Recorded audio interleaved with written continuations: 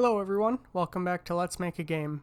This is Snackrificial Chamber, episode 15, and today I'm adding track inventory to levels.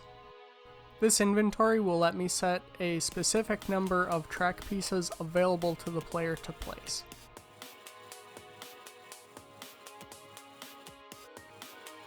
First thing I did was create another class that implements my serialized dictionary object. I called it Inventory Dictionary. The key is track type, and the value is the count. Within the level object script, I added this new dictionary. This will allow me to save the inventory the same way I do tiles. I created a gameplay master script that will keep a reference to the level object even after it's been loaded. This will allow me to access the inventory anytime I need to. Within the level build master script, I initialize the level object after it's been selected. In the level editor master script, I added a reference to the tile select master. When the count field is updated, it triggers an update to the selected tile type. In the save method, I'm now setting this inventory to make sure it's saved. In the tile select master script, I added some logic to initialize this button between gameplay and the editor. If a child component contains an image, I'm setting that image to the track icon, otherwise I'm setting the base component instead. If the selected tile is not already set, I'm setting it to the first track type that's getting a button.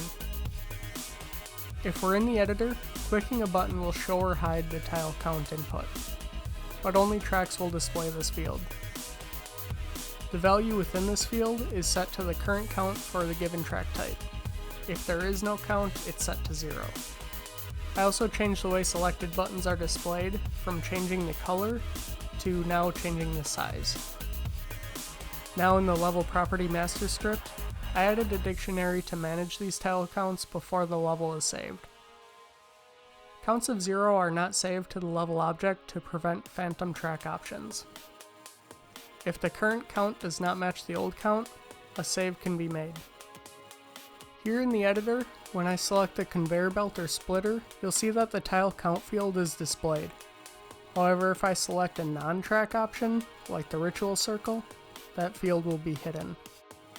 You can also see that the button grows in size when it's selected, and returns to a normal size when I select something else. When I update the count field, it allows me to save the track. In the tile select master script, if I'm in gameplay, I check that the current track type is in inventory. If it's not, I'm looking for any non-permanent instances of this track type in the level. If one exists, I'm going to show a button for it with a count of 0. If the track type is in inventory, I'll create a button and set the count based on what's stored.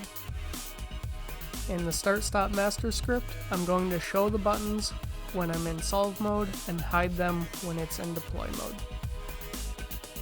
Back in the tile placement master script, when the level loads, I'm going to create a copy of the level inventory so the original is not altered. When a floor tile is clicked, I'm going to check that the inventory contains the current track type. If it does, I'm going to look at the count for that type. If it's greater than 0, I'll place it and update the selection count. If the inventory does not contain the track type, but contains other track types, I won't place anything. However, if the inventory is empty, the player can place as many tracks as they want. When a track is deleted, I'm going to add it back to the available inventory. For this track, I only set an inventory for conveyor pieces, but I did not set them for splitters. Since the splitters are non-permanent tracks in this level, it will display that option anyway. This allows me to delete and replace those splitters somewhere else in the level. You can see here when I place a track, the count will decrease by 1, and once I reach 0, I'm not allowed to place any more tracks. When I delete a track, that count goes up by 1, and I'm allowed to place another instance of this track. If you like this video, you can subscribe to my channel on the left, or if you want to see more, you can click the links on the right. If you have suggestions for what I should do next, you can reach out to me on Twitter. Thanks for watching.